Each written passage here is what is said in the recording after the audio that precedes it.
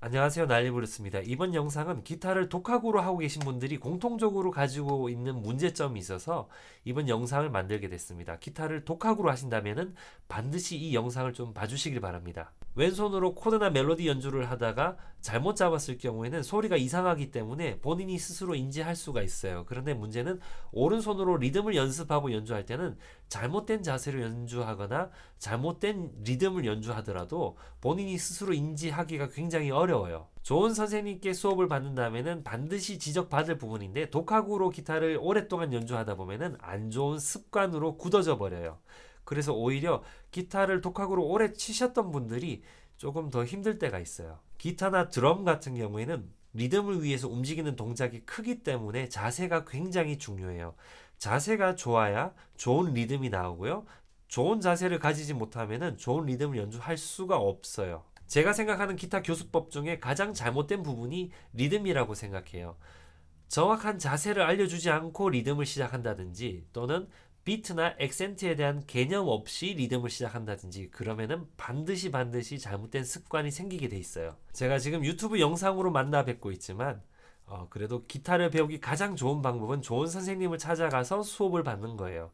그래도 독학으로 하실 분들을 위해서 기타 리듬을 익히기 전에 반드시 알고 계셔야 될 자세에 대해서 그리고 연습 방법에 대해서 정리를 해드리도록 하겠습니다. 자, 리듬 연습을 하기 위해서 첫 번째로 배우셔야 되는 거는 뮤트예요. 뮤트가 뭐냐면은 이렇게 연주해도 아무 소리가 안 나게 하는 게 뮤트예요. 자, 뮤트는 어떻게 하냐면 왼손을 살살 갖다 대서 소리가 안 나게 해야 돼요. 자, 살살 덮어야 돼요. 만약에 조금 힘을 조금이라도 주면은 이런 소리가 날 건데 이런 소리가 난다면 오히려 힘을 더 빼셔야 돼요. 더 꽉 잡는 게 아니고 힘을 더 살살 주셔야 돼요. 그래서 좋은 뮤트 소리를 내도록 노력하셔야 돼요. 이렇게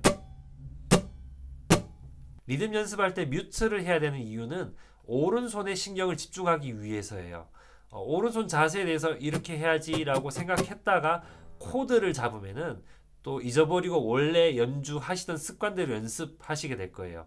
그래서 왼손은 뮤트를 하시고 소리 안 나게 뮤트 하시고 오른손에 집중을 하셔야 돼요. 오른손 자세나 비트 또는 액센트에 집중을 하시고 연습을 하셔야 돼요. 뭔가를 배우시려면은 급하게 하지 마시고 마음을 차분하게 하시고 하나씩 하셔야 돼요. 동시에 하려고 하지 마시고 일단은 오른손에 집중을 하세요. 좀 재미가 없는 수업이긴 한데 왼손은 뮤트 하시고 오른손에만 집중을 하세요. 두 번째로 오른손 손가락은 다 접고 연주를 하세요. 멜로디 칠 때는 이렇게 펴고 연주를 하는데 리듬 할 때는 이걸 펴고 연주하시면 좀 걸리적거릴 때가 있어요. 그래서 오른손 여기 세 손가락은 다 접고 연주를 하세요. 이렇게 기타에 있어서 8비트는 두 가지 종류가 있는데 첫 번째로 다운업을 다 쓰는 8비트죠. 1 and 2 and 3 and 4 and 이렇게 하는 8비트가 있고요. 그 다음에 다운으로만 하는 8비트가 있어요. 1 and 2 and 3 and 4 and 이렇게 기타는 두 가지 종류의 8비트가 있어요. 16비트 같은 경우는 두 번째 8비트 다운으로만 하는 8비트에서 올라가는 것까지 다 연주하면 16비트가 돼요. 다시 말해 한번 보여드릴게요. 1E and A, 2E and A, 3E and A, 4E and A. 그래서 1 and 2 and 3 and 4 and에서 1E and A, 2E and A, 3E and A, 4E and A. 그래서 속도가 똑같아요. 오른손 자세를 바로잡기 위해서 제가 추천드리는 연습은 이거예요. 1 and 2 and 3 and 이렇게 다운으로만 하는 8비트에서 N을 연주 안 하는 거예요. 그러면은 1 and 2 and 3 and 4 and 요거죠. 그런데 요거 연습하실 때 조심하셔야 될 점이 항상 이런 분들이 많아요. 1 and 2 and 3 and 4 and 이렇게 N을 좀 적게 흔들거나 어디서 멈추시거나 좀 뭐 다른 데서 흔드시거나 이렇게 하시면 안 되고 똑같이 움직여야 돼요. 이거랑 1 and 2 and 요거랑 똑같이 1 and 2 and 3 and 4 and 소리를 끄고 봤을 때 연주했는지 안 했는지 전혀 알 수 없을 정도로 똑같이 움직여야 돼요. 1 and 2 and 3 and 4 and 제가 기타 수업을 할 때는 한동안 다른 리듬은 연주 못하게 하고 모든 곡을 이렇게 연주하게 해요. 1 and 2 and 3 and 4 and 1 and 2 and 3 and 4 and 요렇게 지금 말씀드린 이 연습 안에서 8비트, 16비트 다 들어가 있거든요. 다시 말해서 1 and 2 and 3 and 4 and 하다가 16비트라면은 3 E and 4 E and 1 E and 2 E and 3 E and 4 E and 1 and 2 and 3 and 4 and 이렇게 일정하게 흔들고 있으면은 거기 안에 16비트로 연주할 수도 있고 8비트로 연주할 수도 있어요. 이게 간단하게 보일지 몰라도 굉장히 중요한 연습이에요. 1 and 2 and 3 and 4 and 그리고 이 자세가 안정이 되어야 리듬이 안정적으로 나올 수가 있어요. 기타에 있어서 리듬은 16비트를 기준으로 삼았을 때 1E and 2E and 3E and 4E and 여기서 어떤 거는 연주하고 어떤 거는 연주 안 하면서 리듬이 만들어져요. 그러니까 다시 말해서 어떤 곳에 액센트가 있느냐에 따라서 리듬이 만들어지는 거거든요. 그러니까 1E and 2E and 3E and 4E and 1E and 2E and 3E and 4E and 뭐 이런 식으로 어떤 거는 연주하고 어떤 거는 연주 안 하면서 리듬이 만들어지는 건데 이게 일정하게 안 움직이고 어디선가 뭐 멈췄다가 아니면 뭐 짧게 흔든다든지 뭐 그러면은 일정한 비트가 나오지가 않아요. 그러면은 일정한 비트가 나오지 않으면은 안정적인 리듬을 연주할 수가 없어요. 다시 말해서 안정적으로 흔드는 이 자세는 안정적으로 연주할 수 있는 틀이라고 보시면 돼요. 그래서 안정적으로 일정하게 움직이는 게 첫 번째로 제일 중요하고요. 그 다음에 가능하면은 좀 크게 움직일수록 좋아요. 오른손이 가능하면 크게 움직일수록 좋은데 너무 오버해서 크게 움직일 필요는 없고요. 제가 생각했을 때는 기타 바디 크기 정도만큼 아래 위로 기타 바디 크기만큼 움직이는 게 좋아요. 이 폭이 또 내려가거나 올라가면 안 되겠죠. 자, 움직이는 폭이 기타 바디 크기 정도가 제일 좋고요. 물론 곡이 빨라지면은 조금 더 폭이 줄어들겠지만 네, 일반적으로 바디 크기 정도 요 정도 2, E, and 3, 4 1, E, and 2, E, and 3, E, and 4, E, and 요 정도가 제일 좋은 것 같아요. 왜냐하면은 이거를 작게 움직이면 좀 천천히 지나가겠죠. 이제 드릭 드릭 거리면서 연주하기보다는 찹, 찹, 찹 이렇게 좀 경쾌한 소리, 탄력 있는 소리를 내도록 연습하시는 게 좋아요. 찹, 찹 소리가 나도록 3, E, and 4, E, and 자, 그러면서 팔에 힘을 빼셔야 돼요. 팔에 힘을 꽉 주고 연주하시면은 소리가 안 좋아요. 가능하면은 팔에도 힘을 빼시고 팔뚝에도 힘을 빼시고 손목에도 힘을 빼시고 손가락에도 힘을 빼셔서 최대한 피크를 살살 잡는 게 좋아요. 최대한 피크를 살살 잡는 게 좋은데 보통 이렇게 말씀드리면은 피크 살살 잡으면 이렇게 돌아가 버려요. 이렇게 얘기하시는데 맞아요. 처음엔 돌아가요. 그런데 처음에는 어쩔 수 없이 좀 안 돌아갈 정도로 좀 세게 잡아야겠지만 자꾸 연주하시다 보면 살살 잡아도 안 돌아가게끔 요령이 생기실 거예요. 오래 연습하시다 보면은 살살 잡아도 피크가 안 돌아가도록 요령이 생길 거예요. 그래서 장기적인 목표로 생각하시고 피크도 살살 잡으시고 손목에도 힘을 빼시고 팔에도 힘을 빼시고 어깨에도 힘을 빼시고 편안하게 연주하셔야 돼요. 힘을 다 빼시고 편안하게 탄력 있는 소리. 1, 2, and 3, and 4, and 그러면서 손목을 이렇게 꺾으시면 안 돼요. 보통 생각하시는 게 기타 칠 때 이렇게 손목을 꺾어서 연주한다라고 생각하시는데 이러면 안 돼요. 왜냐하면 손목을 꺾는 순간 힘이 들어가요. 손목에 힘을 쓰는 게 아니고 손목에 힘을 완전히 빼고 이렇게 그냥 흔들리는 거거든요. 그래서 생각보다 손목이 기타 줄에 가까이 있어요. 이렇게 치는 게 아니고요.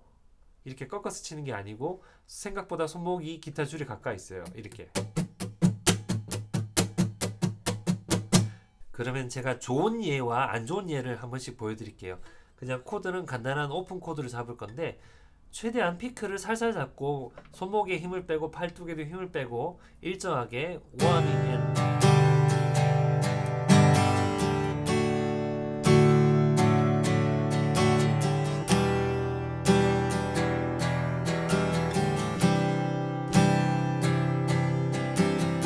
자 이렇게 연주하면 기타 소리가 좋죠. 부드럽고 편안하게. 그런데 안 좋은 예를 좀 보여드릴게요. 자, 안 좋은 예는 뭐냐? 이렇게 꺾고 뭐 꺾든 안 꺾든 중요한 거는 힘을 빼는 건데 뭐 힘 피크를 꽉 잡고 있는 힘껏 피크를 꽉 잡고 팔에도 힘을 꽉 주고 세게 연주하면 이런 소리가 나요.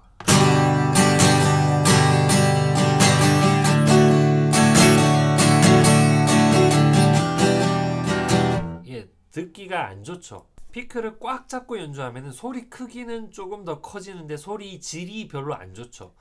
실용음악에 있어서 소리 크기는 중요하지 않아요. 왜냐하면은 사운드 시스템에서 볼륨 노브 살짝만 높이면은 소리가 엄청나게 커지니까 소리 크기를 크게 내는 거는 중요하지 않아요.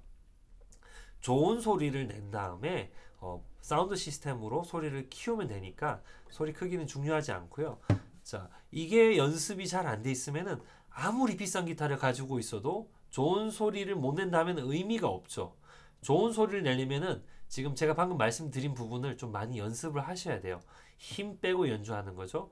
물론 비싼 기타, 좋은 기타를 가지고 잘 연주하면 가장 좋은 소리를 내겠지만 또 반면에 좋은 기타를 가지고 있지 않더라도 지금 말씀드린 부분을 많이 연습하면은 좋은 소리를 낼 수 있어요.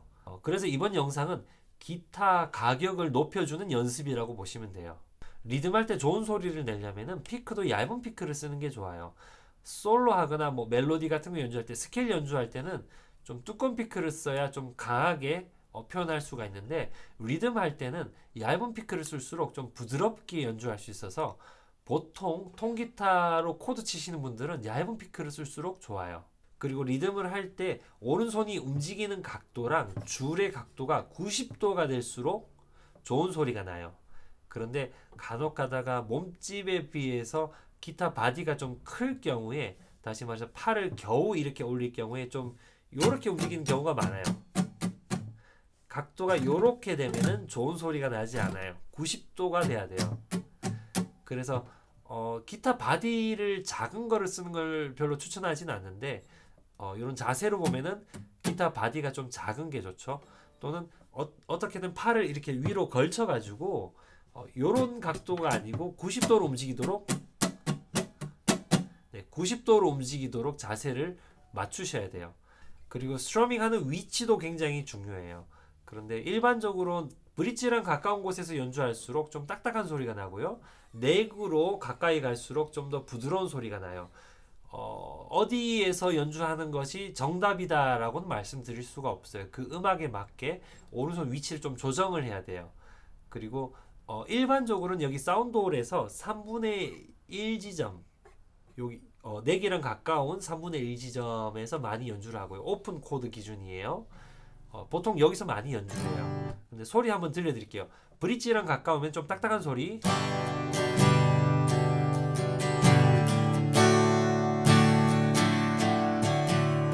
그 다음에 넥이랑 가까우면은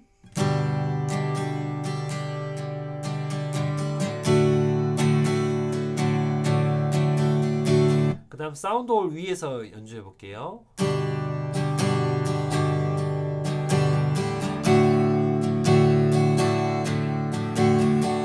네, 이렇게 위치에 따라서 소리가 많이 달라지기 때문에 아주 비싼 기타를 샀는데 엉뚱한 소리가 안 좋은 곳에서 연주하는 경우 이런 경우는 이제 기타 가격만 비싸고 소리가 안 좋겠죠.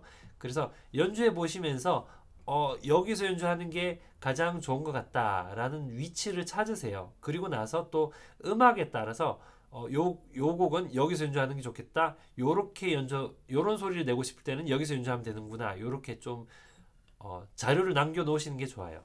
마지막으로 정말 중요한 연습이긴 한데 정말 재미없는 연습이라서 입시반이나 전공자반이 아니면은 숙제로 잘 안 내는 연습이 있는데 잠깐 보여드릴게요. 메트로놈으로 70에서 90 정도 사이에 놔두고요. 16비트로 그냥 뮤트하고 계속 연주하는 거예요. 잠깐 보여드릴게요. BPM은 80입니다. 2, 3, 4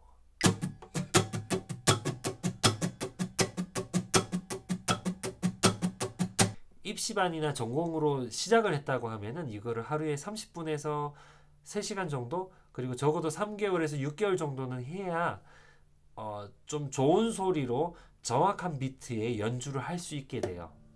기타를 독학으로 하시는 분 일반적인 순서가 첫 번째로 코드를 접하셔서 반주를 하셨을 거고요. 두 번째로 반주를 하시다가 좀 더 화려한 리듬, 주법에 대해서 관심을 가지셨을 거고요. 세 번째로 좀 더 새로운 거를 찾다가 애드립에 관심을 가지셨을 거예요. 제 영상을 보시는 분 대부분이 이 두 번째나 세 번째 사이에 계시는 분들일 거예요. 그래서 다양한 리듬 주법에 대해서 관심이 많으실 건데 제 커리큘럼은 다양한 리듬을 설명드리기보다는 이번 영상에서 말씀드린 기본기를 튼튼하게 다지시면은 리듬을 배우시는 게 아니고 리듬을 만들어내실 수 있으실 겁니다. 그리고 기타에 관심 있으신 분들은 비슷한 특징이 있죠. 만약에 눈앞에 700만원짜리 또는 1000만원짜리 기타를 봤다. 그러면 눈빛이 반짝반짝거리면서 저 기타가 있으면 손가락이 막 저절로 움직일 것 같죠. 저도 마찬가지입니다. 이번 영상의 내용을 잘 이해하시고 연습하신다면은 저렴한 기타를 가지고 계시든 아주 비싼 기타를 가지고 계시든 가지고 계신 기타의 퀄리티를 극대화시켜서 최대한 뽑아내실 수 있으실 겁니다. 기타 리듬에 있어서 가장 기본적인 연습 방법이랑 자세에 대해서 다뤄봤는데요. 연습 열심히 하셔가지고 나중에 무대 위에서 만나 뵙겠습니다. 감사합니다.